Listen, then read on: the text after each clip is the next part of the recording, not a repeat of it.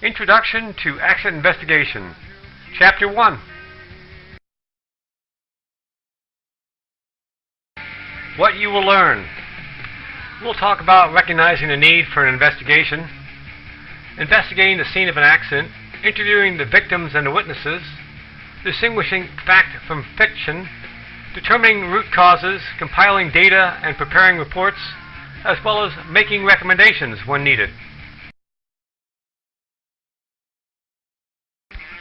What is an accident? An accident is an unplanned, unexpected event that interferes with or interrupts normal activity, potentially leads to personal injury or dollar loss, such as equipment damage.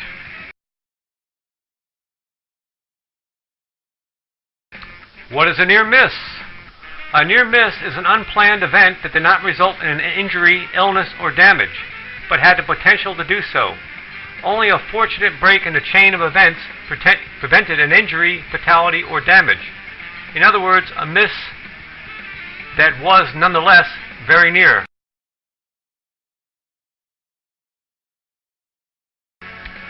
Section 2, Types of Accidents and Near Misses.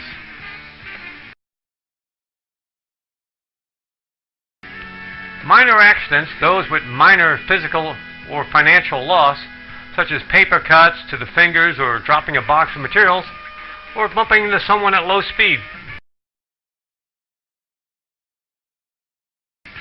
Types of near misses. In terms of human lives and property damages, near misses are cheaper, zero-cost learning tools for safety than actual injury or property loss. Near-miss reporters can describe what they observed at the beginning of the event and the factors that prevented the loss. More serious accidents that cause injury or damage to equipment or property, such as a forklift dropping a load or someone falling off a ladder, or a barbed wire top fence falling on a worker.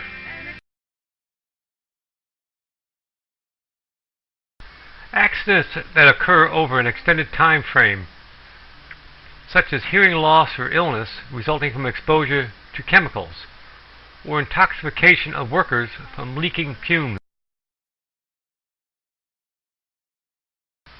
Also known as a near hit, an accident that does not require the result of injury or damage, but could have.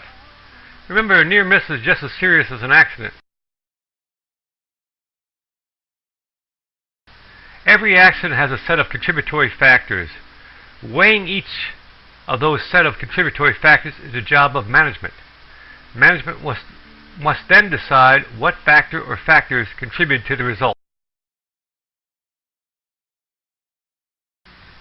Injury and possible death, disease complications, damage to equipment and property, litigation costs, possible citations, lost productivity, morale suffering. These are all possible negative.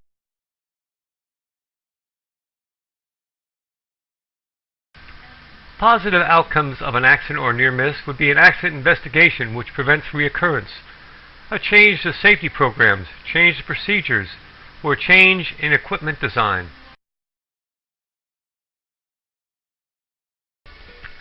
Section 3, Accident Investigation Details.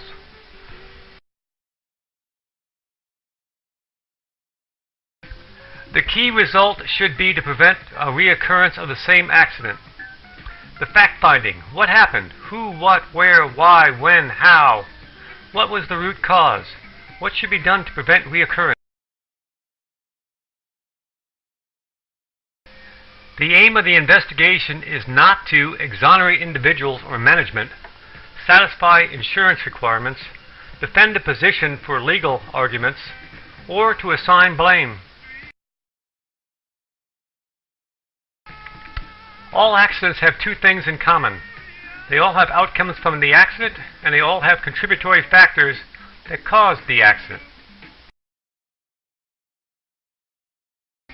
Contributory factors include environmental, noise, vapors, fumes, dust, light, or heat from various sources, or critters. Causes can also be the design of the workplace layout, the design of tools and equipment, maintenance activities that take place inside or outside the plant facilities or job site. Systems and procedures which require frequent or infrequent or intermittent human interface. The lack of systems and procedures, inappropriate systems and procedures, training and procedures, or housekeeping. Investigation strategies include isolating the essential contributory factors, using group discourse, such as an investigation team, and evaluating all the factors concerned while subsequently documenting them. Determining causes means looking at employee or contractor actions, looking at safe behavior versus at-risk behavior, environmental conditions such as light, heat, cold, moisture, humidity, dust, vapors, etc.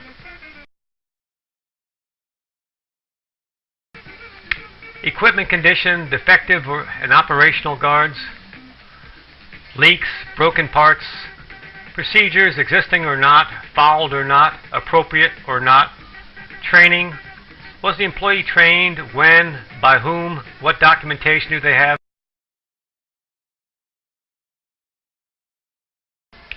When you have determined the contributing factors, dig deeper.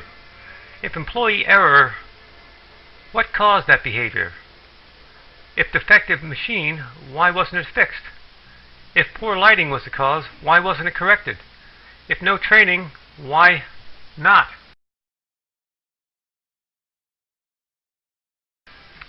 Section 4, the investigation.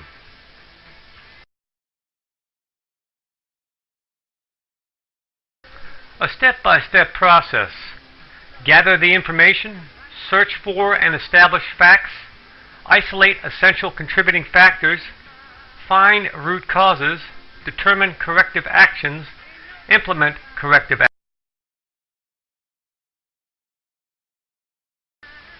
Secure the scene first. Eliminate the hazards, control chemicals, de-energize equipment if necessary, depressurize situations, light it up, shore it up, ventilate if necessary. Provide care to the injured first. Ensure that medical care is provided to the injured persons before proceeding with the investigation.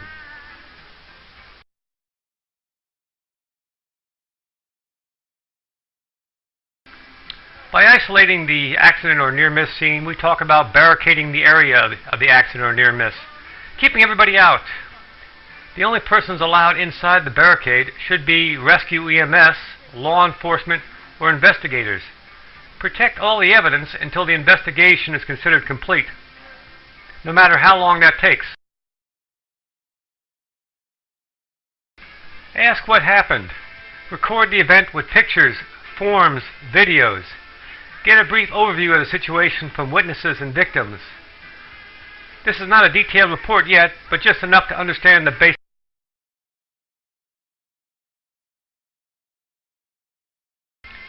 Interviewing victims and witnesses, recording in video or pre-made forms or in pictures.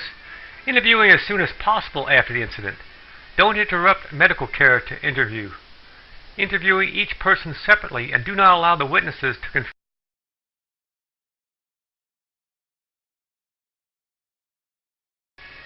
The interview is recorded on a pre-made form or in pictures. Put the person at ease. People may be reluctant at first to discuss the incident, particularly if they think someone will get in trouble.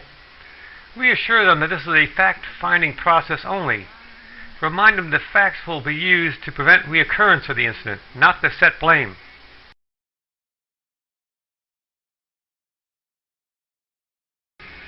The interview. Take notes as the person is talking. Ask open-ended questions such as, what did you see? What happened? Do not make suggestions. If the person is stumbling over a word or concept, do not. When doing the interview, use close-ended questions later to gain more detail. After the person has provided details of their explanation, these types of questions can be used to clarify. Where were you standing? What time did it happen?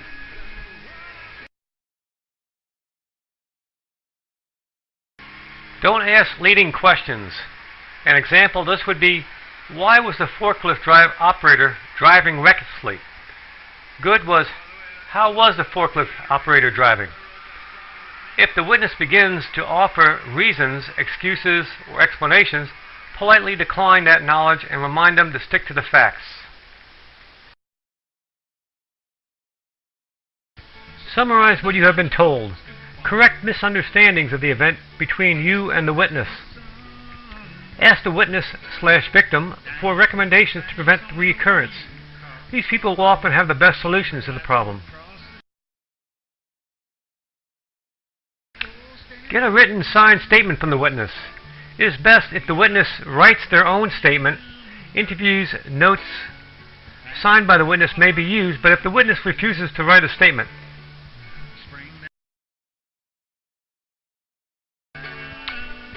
Interview exercise for the group or for an individual. Read a scenario handout. Team up in pairs. One person plays the investigator and one person will play the witness. Next step after the interview is to gather evidence. Examine the accident scene. Look for things that will help you understand what happened. Dents, cracks, scrapes, splints in equipment, tire tracks, footprints, spills, leaks, scattered or broken parts, etc.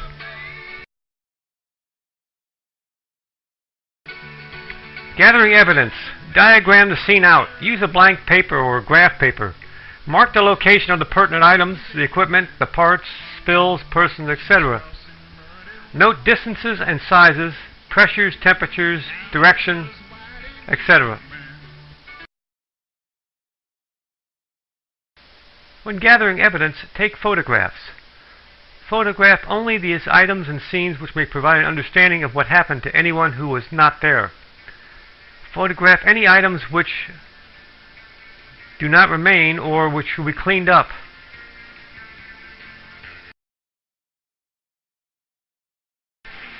When gathering evidence, use 35mm cameras, Polaroids, and video cameras. Digital cameras can be used but are not basically recommended since digital images can be easily altered. Review records that are available, making copies of relevant materials. Check those training records. Was appropriate training provided? When was the training provided? Check equipment maintenance records. Is a regular PM or service provided? Is there a recurring type? Check accident records. Have there been similar accidents or injuries involving other employees?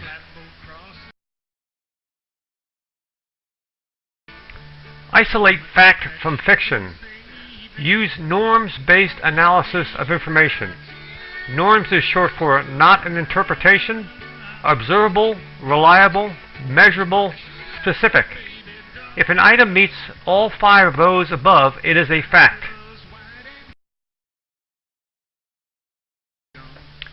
Here we can talk about norms of objectivity. On the left side of the column you see the objective, not an interpretation, and on the right side you see subjective information such as interpretations. You have observable versus non-observable, reliable versus unreliable, measurable versus non-measurable, specific versus general.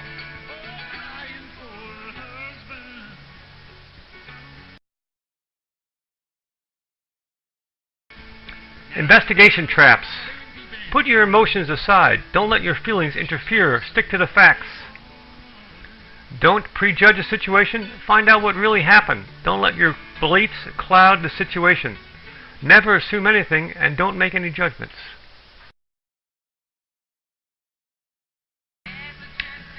Weighing the contributory factors of an accident or near miss.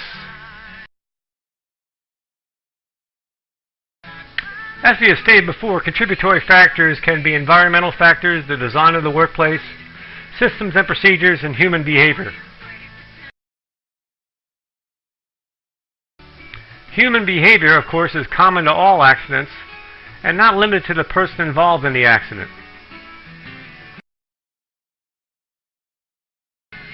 Environmental factors, as we've already stated, would be noise, vapors, fumes, dust, light, heat, and critters or insects.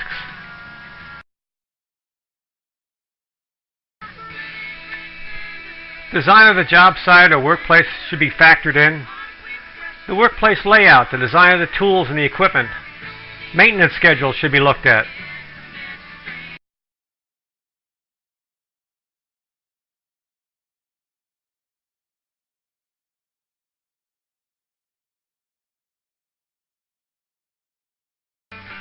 Isolate essential contributory factors.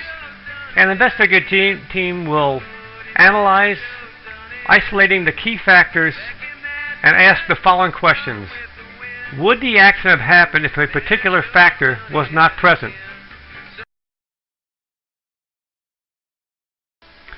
Determining the causes of an accident or near miss mean looking at employee actions, safe and at-risk behavior, environmental conditions, equipment condition, defective or operational guard leaks, broken parts, procedures, existing or not, followed or not, appropriate. Was the employee trained? When were they last trained? By whom? And what the documentation was.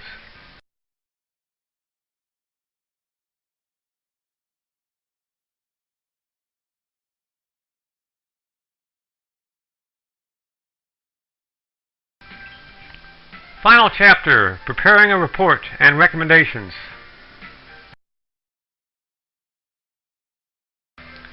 Accident reports should contain the following: a description of the incident and injuries, the sequence of events, pertinent facts discovered by the investigation, conclusions of the investigators, recommendations for correcting the problem.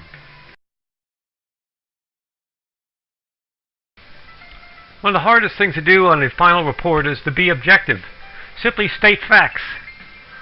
Assign causes, not blame. If referring to individual actions, don't use names in the recommendation.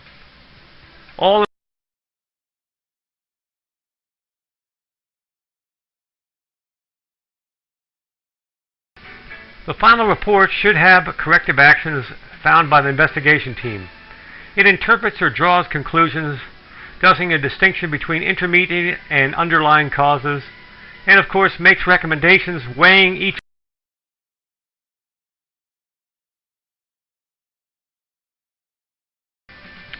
Recommendations based on the key contributory factors and underlying or root causes of the situation.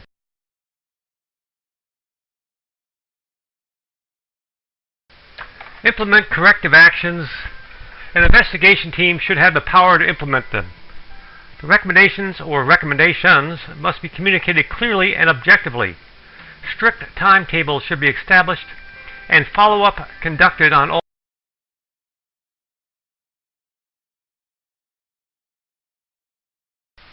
You can find company accident forms at OSHA.gov if none are available within your company or with your insurance company. They must be filled out completely by the employee and by the employee's immediate supervisor. This includes the foreman. They should be turned to the person responsible for safety within 24 hours of an incident. The benefits of a thorough accident investigation and report will be preventing a reoccurrence of the situation, identifying outmoded procedures or situations, and making improvements to the work environment. You can also count on increased productivity or improvement of operational and safety procedures, as well as a raised safety awareness and morale levels.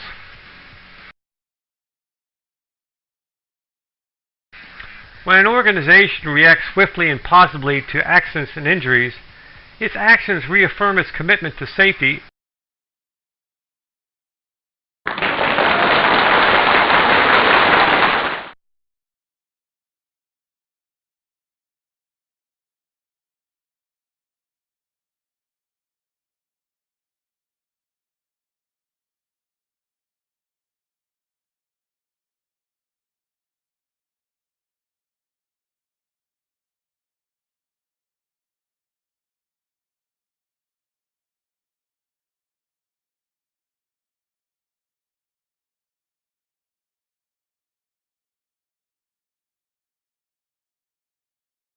MySafetyTrainingOnline.com presents Accident Investigation.